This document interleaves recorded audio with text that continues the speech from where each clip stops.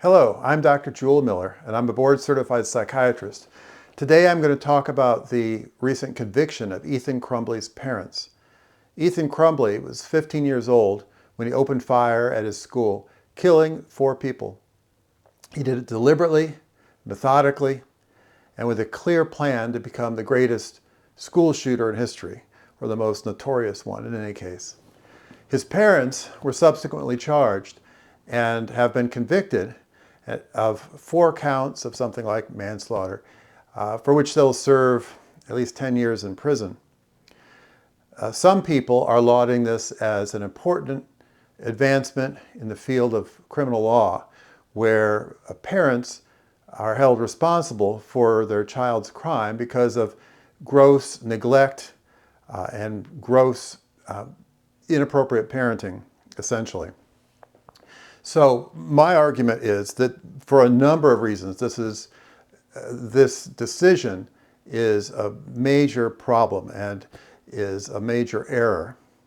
The first one is the assumption that the parents could have done anything about this. They didn't know he was going to go to school and shoot people. Yes, the dad had a gun that was in the house and that Ethan could get to, but that's true in a huge number of families in this country. Yes, they weren't probably the best parents in the world, but the worst parents in our country, the most neglectful and the most abusive, generally don't have kids that grow up to be school shooters. They don't. And most of their kids don't grow up to kill anybody. So again, you can't pin it purely on, well, this was bad parenting. Just because there was a gun in the house, of course, that made it more easy for Ethan to go and kill people. But he could have gotten the gun on the street. He could have brought with him a knife and stabbed a bunch of people and killed them at school. He could have done any one of a number of things, since it appears he was determined to kill people. The prosecution of the parents focused on several things. One was that Ethan had apparently in some text messages asked for mental health help, saying that he was hearing voices and such. I'm a psychiatrist and I treat teenagers, and I've certainly had teenagers come in and tell me they're hearing voices. In some cases, they're being 100% honest. They're hearing voices because they're developing schizophrenia or bipolar disorder. But it doesn't seem like that was what was going on with Ethan, at least not so far as I've heard from the news reports. In any case, in other instances, my patients are telling me this not because they're actually hearing voices, but because they went on the internet and someone else was talking about hearing voices, and they thought it was cool to be hearing voices. In some groups of children and teenagers, it's become cool to either be trans, or think you're an animal, or to hear voices, or to have tics, facial movements and body movements. There was a whole story in the news a few years ago about a bunch of girls across the country who had watched video of tics and had developed tic disorders themselves, supposedly. Tic disorders in quotes. But it was causing them and their families real heartache.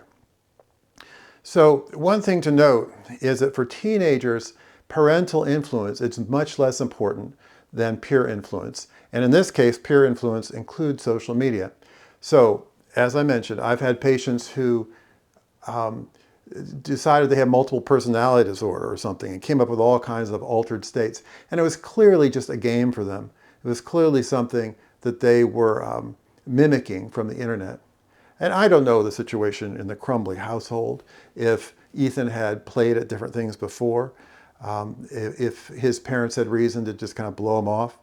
I think for a lot of us with teenagers, we see them go through all kinds of ups and downs, and all kinds of crazy ideas enter their head. And at a certain point, you kind of realize they've got to sort it out for themselves. And in 99.99% of the time, that may work. It didn't work with Ethan. He went on to actually shoot people. But that is extremely rare. We hear about these school shooters in the news, And it gets everybody in this country of over 300 million people thinking that, oh my gosh, they've got to be careful. Their kid could get shot at school. And that's extremely unlikely to happen. It's much more likely your kid's going to die in a car accident, driving on a family vacation, than it is that he's going to get shot by a school shooter, or probably it may even be more likely to get hit by lightning. So it happens. Bad stuff happens all the time in this world. We can't control it.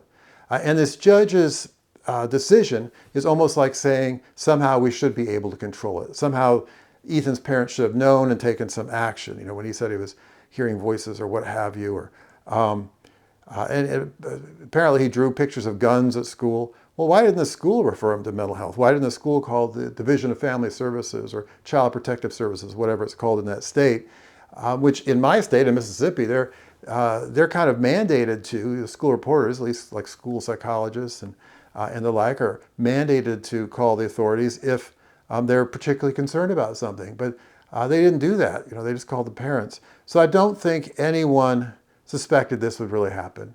I mean, and who would? You never expect something, a major like this is going to happen. The fact that he wanted to become like the greatest school shooter ever reflects a common teenage desire to be noticed, to be seen by their peers, to be in front of everybody. Because a lot of teens feel like they're not noticed. It's during the teenage years, it's almost life and death to fit in some way. And some people have some very odd ways of fitting in. So if you can't fit in with the mainstream group, if you're not going to be on the football team or the cheerleaders group, then there's what used to be the emo group and the stoner group, and each group has its own. But some people find it hard to fit into any group. And those people are more likely to act out in ways to get attention that they wouldn't do, that someone else wouldn't do.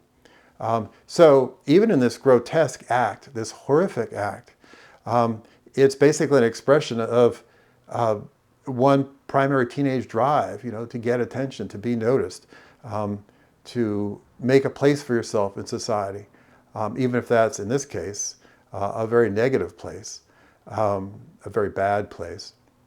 But again, that shows that Ethan was in the middle of teenage development. And during that time, parents do not have that much influence. They have some. Often they're kind of the backdrop against which the teen rebels, and pushes against. And maybe the Crumbleys, in Ethan's mind, maybe they seemed, too good in some way, and he was trying to rebel. I don't know. The prosecution is going to paint the Crumbleys in the worst possible light. But what were they really like, and what were things really like at home? That's another matter.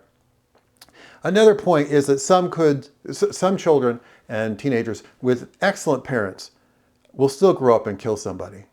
It's not the case that this is simply bad parenting. There's been an idea since early antiquity of the tabula rasa. Tabula rasa, that is a blank slate, that we're born as blank slates, and it is our experiences that make us who we are. It's basically the nurture side of nature versus nurture. Well, we know clearly from science now that that's simply not true. That yes, experience does matter, but just as important, if not more so in many cases, is our genetics, our DNA, what we inherit. And each of us is unique because not only do we inherit a kind of a random combination of our parents' DNA, but then there are mutations that occur even in every generation. So we can't predict that, and we don't have control over it. Ethan's parents did not have control over the genes they gave him, and the particular mixture it took from both of them. Nor did they have full control over which of those genes will be turned on and off according to certain life experiences that they may not have even been aware of. So the formation of an individual's personality and psyche, I can tell you as a psychiatrist, is that it's extremely complex. It's not predictable. And this judgment assumes it is. And it isn't. It's completely not predictable. So you can have a family with two siblings that are great, wonderful people, and one sibling that's simply off the rails. And same family, same parents. Anyone who's got multiple children knows that each one of them has their own personality. And yes, birth order affects things, and sibling interaction, those kind of experiences affect all that. But also they're born differently. And then that difference is either amplified or modified through experience. And a lot of that occurs early in life, but there's a lot at home, but there's also a lot in school and daycare. And then when teenage years hit, really, the teenagers, one of the main tasks is to break away from the family, to turn away from the family somewhat and try to form a stable peer group who are going to be that person's fellow adults in just a few years. So that's when, again, the parents have much less influence. And that's exactly the time period where Ethan's parents are being blamed for not having done more, when I'm very doubtful they could have done more. Again, if they had any inclination it was actually going to take a real gun to school, yes, they could have locked that up. And you can make arguments about the parents should always keep guns locked, but I'm telling you, as someone who lives here in the South and who grew up finding my father's gun, lying around and in case intruders came, and he found his father's gun, that it's kind of normal for a good percentage of this country for there to be a loaded handgun or a rifle somewhere in the house. And it doesn't, again, 99.999% of the time, that's not going to cause any problems. So the final point I want to make is you can't expect these parents to be psychologists or psychiatrists.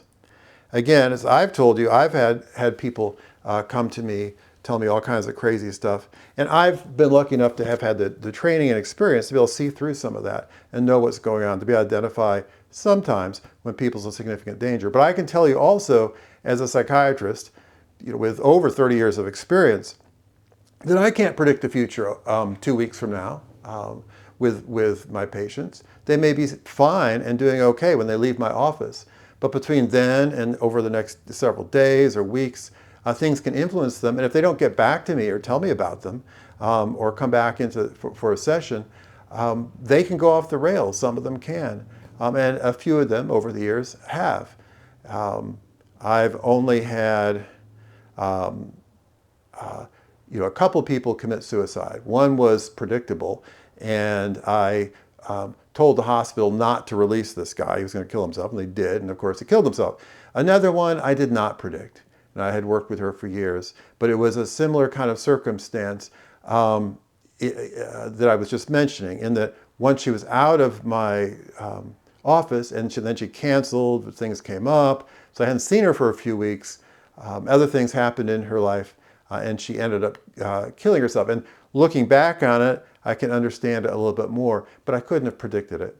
I had worked with her for years, and it helped her through some very tough times. So I wouldn't have predicted it, even looking back on it. So I think this judgment is a major mistake.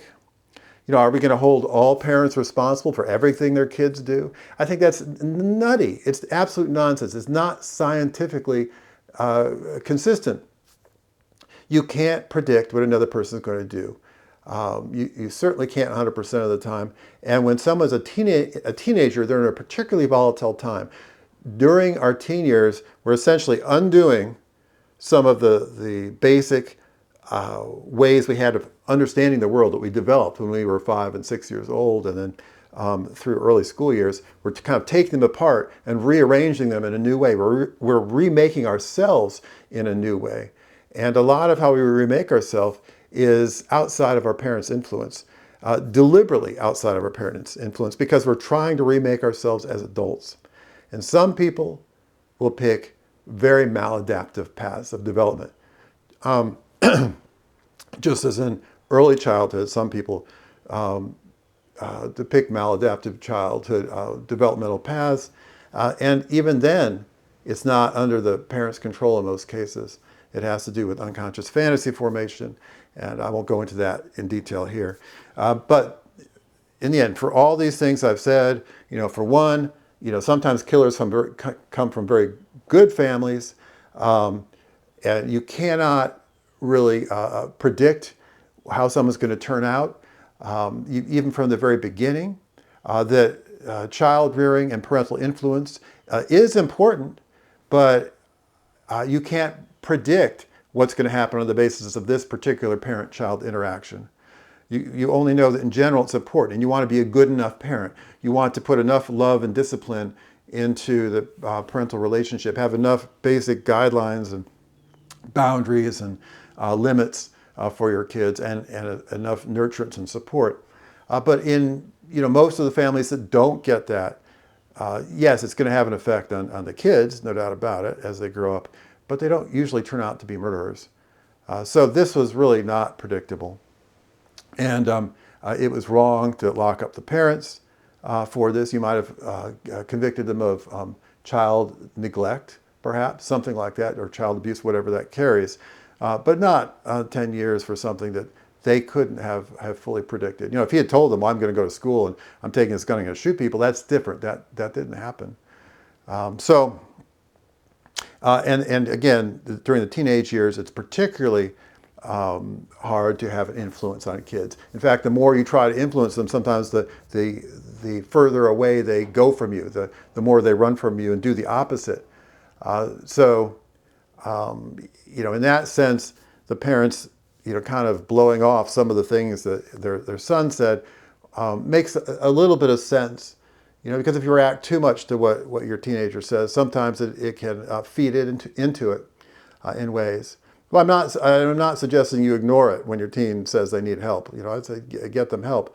I'm just saying this particular case is more complex than the news would have it be, and more complex than that judge could understand. And I hope it gets overturned, that they appeal it and get it overturned. And that's it. Thanks, and see you next time.